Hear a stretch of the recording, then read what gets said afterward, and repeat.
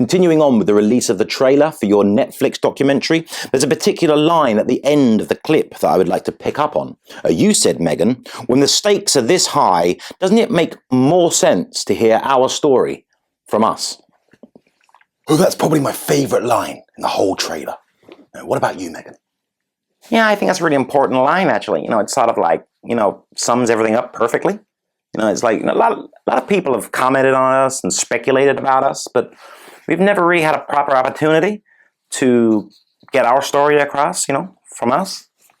Oh, yes, well, except for the Oprah interview, your Cut magazine interview, your Variety magazine interview, the book Finding Freedom, which, although you denied, you clearly had influence in, and of course the incessant whinging on your podcast, the comically misnamed Archetypes. Except for that, I would agree, the main problem has been that you're too shy and retiring.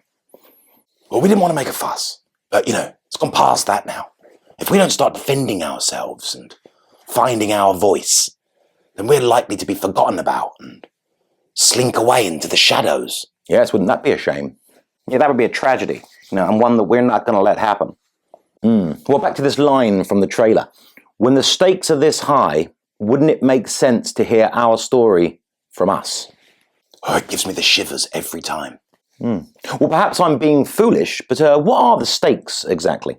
Yeah, well, first of all, our lives, and the good that we will or won't be able to do in the future, to start with that. And all the money we might miss out on. And two, there are a lot of hidden narratives that need to be exposed. There are a lot of victims of institutional abuse that haven't had their voices heard and won't unless we can lead the way. Yeah, and if we can achieve that, it should lead to a lot more money. Money.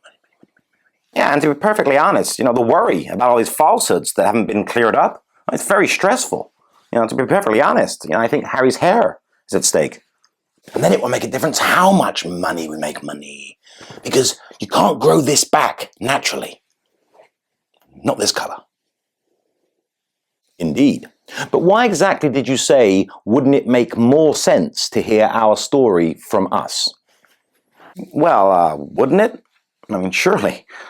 Well, it makes two assumptions. Firstly, that you haven't been heard, which is, of course, patently ridiculous, and in fact, you haven't shut up ever since you left the royal family.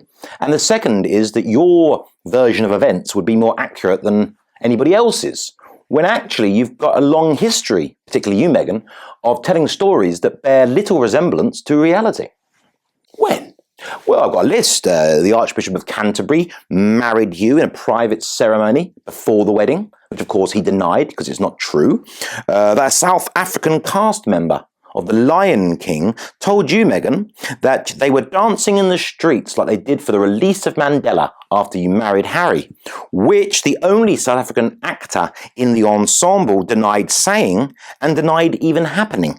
Also, when you said on Deal or No Deal, you were made to... Okay, whatever. Stop being racist. Look what you've done now.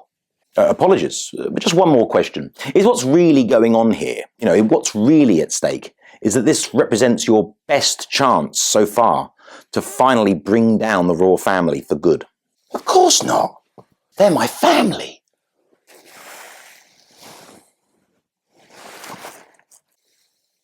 Oh, that was the video, and I hope you enjoyed it.